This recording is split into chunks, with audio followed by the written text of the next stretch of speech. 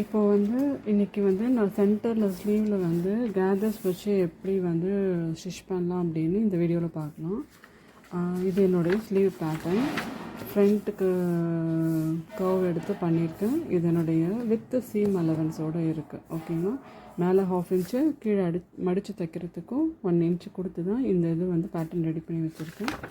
So இப்போ இங்கே என்ன அப்படின்னா, சென்டர் ஸ்லீவை ஓப்பன் பண்ணிவிட்டு சென்டரில் வந்து முதல்ல எவ்வளோ தூரம் இருக்குது என்னோடது அப்படின்னு பார்க்கலாம். ஓகேங்களா, ஸோ 11 இருக்கா.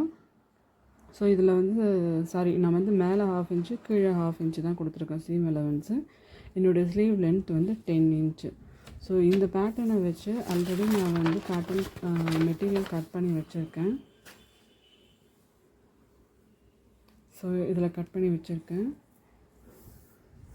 இப்போ இது எவ்வளோ இருக்குது அப்படின்னு பார்த்தீங்கன்னா, இது ரைட் சைடோட ஸ்லீவு. ஸோ 14/4 இருக்குது. இப்போ எனக்கு வந்து என்னென்னா, கீழே ஒரு 1 இன்ச்சு மடித்து தைக்கிறதுக்கும் மேலே ஒரு 1/2 இன்ச்சும் வேணும். ஸோ 1.5 இன்ச் வந்து நான் வந்து இதில் எனக்கு வந்து மடித்து தைக்கிறதுக்கு தேவைப்படுது. ஸோ வந்து ஒரு 13/4 வரைக்கும் வந்து நான் எடுத்துக்க போகிறேன். இதுதான் என்னோடய இது. இப்போ இங்கே நான் 1/2 இன்ச்சு மேலே வந்து 1/2 இன்ச் நான் விட்டுடுவேன். கீழே வரும்போது இங்கே பார்த்தீங்க அப்படின்னா 14/4 வருது. ஸோ 1 இன்ச் இங்கே மடித்து தைக்கிறதுக்கு. ஸோ 13/4 வந்து இப்போ என்னுடைய ஸ்லீவ் லென்த்தாக இருக்கும் ஃபைனலாக. பட் என்னோடய டிசைடு ஸ்லீவ் லென்த் என்ன அப்படின்னு பார்த்தீங்கன்னா 10 தான் வேணும். ஸோ அப்போ நான் எடுக்க போகிற எலாஸ்டிக் வச்சு தான் நம்ம இங்கே வந்து கேதர்ஸ் வைக்க போகிறோம். இது வந்து நான் 10 இன்ச்சுக்கு தான் எடுத்திருக்கேன். இந்த கேதர்ஸ் வைக்கிறதுக்கு எலாஸ்டிக் வந்து நான் 10 இன்ச்சு தான் எடுத்திருக்கேன்.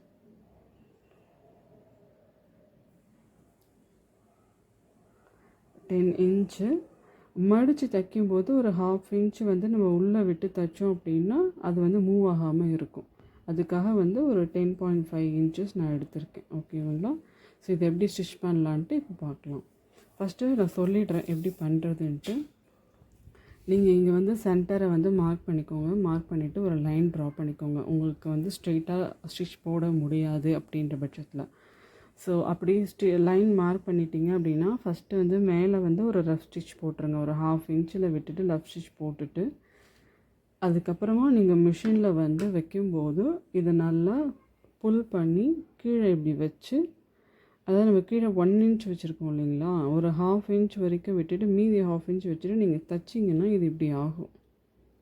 புரிஞ்சிச்சிங்களா? ஸோ இந்த கேதர்ஸ் வந்து ஃபார்ம் ஆகிடும். இதை வந்து திருப்பி பார்க்கும்போது உங்களுக்கு அழகாக அந்த கேதர்ஸ் இருக்கும். நம்ம வந்து இதை நல்லா அயர்ன் பண்ணிவிட்டு ஸ்லீவை வந்து ஃபினிஷ் பண்ண வேண்டியதுதான்.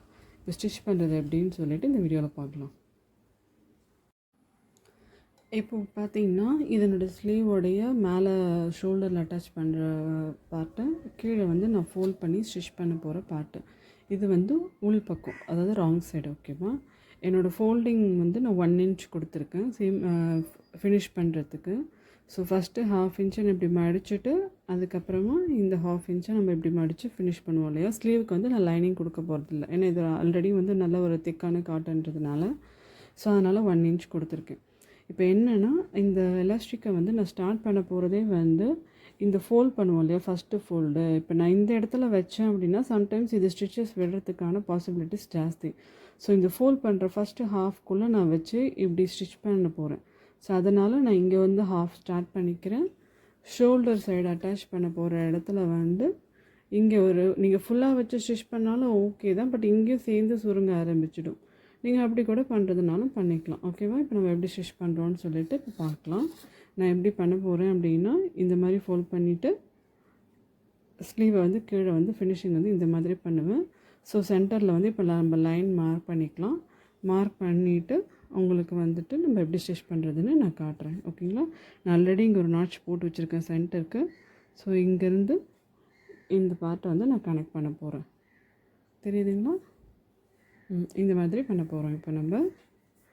ஸோ ஃபஸ்ட்டு வந்து இப்போ இந்த மாதிரி 2ஆக ஃபோல்ட் பண்ணிவிட்டு இந்த 2 எட்ஜஸையும் ஒன்றா வச்சுட்டு கீழேயும் ஒன்றா வச்சுட்டு முதல்ல சும்மா ஒரு இம்ப்ரெஷனுக்காக இது இப்படி பண்ணிக்கோங்க.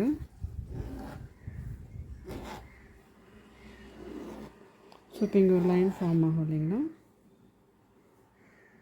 இந்த லைன் மேலே ஒரு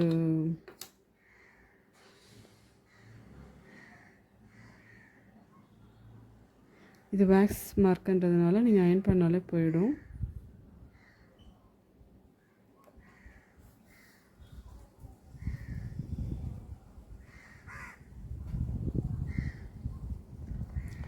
நான் எடுத்திருக்க இந்த எலாஸ்டிக்கோட லென்த் பார்த்திங்கன்னா 1/4 இன்ச்சுக்கும் 1/2 இன்ச்சுக்கும் மீடியமாக இருக்கும்.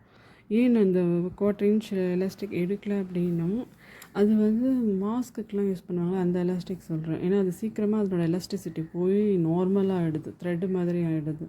ஸோ இதுன்னும் போது கொஞ்சம் நல்லா இருக்குன்றதுக்காக இதை எடுத்திருக்கேன். ஸோ இப்போ என்னென்னா, இதோட சென்டரை நம்ம இந்த லைனில் வச்சு பண்ணணும். அதாவது இந்த லைன் அதில் மறையிற மாதிரி வச்சு நம்ம ஸ்டிச் பண்ணணும்.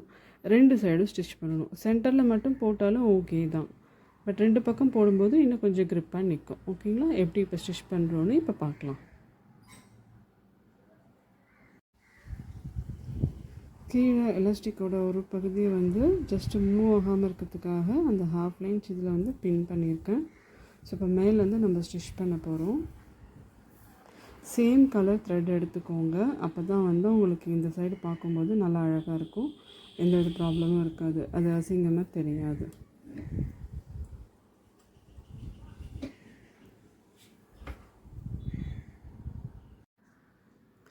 ஸோ இப்போ வந்து நான் போய் அயன் பண்ணிட்டு வந்துட்டேன்.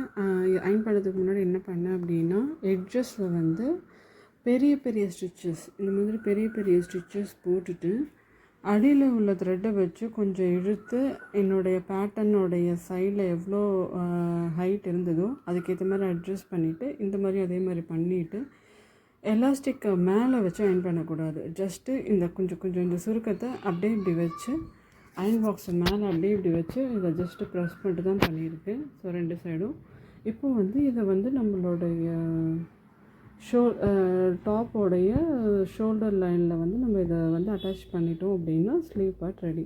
இங்கேயும் வந்து நான் ஃபினிஷ் பண்ணியிருக்கேன் இப்போது. ஸோ இங்கே 1 இன்ச் சொன்னேன் இல்லைங்களா, அதை வந்து நான் மடித்து வச்சுருக்கேன். உள் பக்கம் இப்போ எப்படி இருக்கும், ஸோ வெளிப்பக்கம் இந்த மாதிரி கேதர் பண்ண ஒரு ஸ்லீவ் டிசைன் வந்து இப்போ ரெடியாக இருக்குது. இந்த மாதிரி எது எப்படி பண்ணுறதுன்னு உங்களுக்கு தெரிஞ்சுக்கணும் அப்படின்னா கீழே கமெண்ட் பண்ணுங்கள். அதுக்கு தனியாக ஒரு வீடியோ போடுறேன் நான். தேங்க்யூ.